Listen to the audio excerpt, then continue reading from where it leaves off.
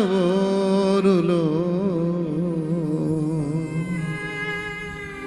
గమ్యమెటో కానరాక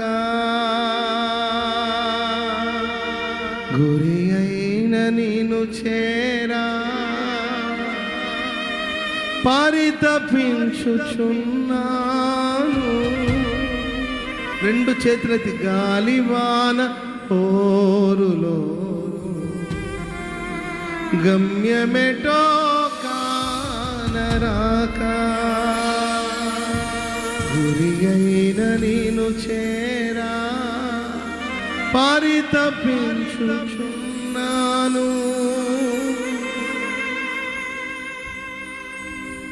ఆదరణయై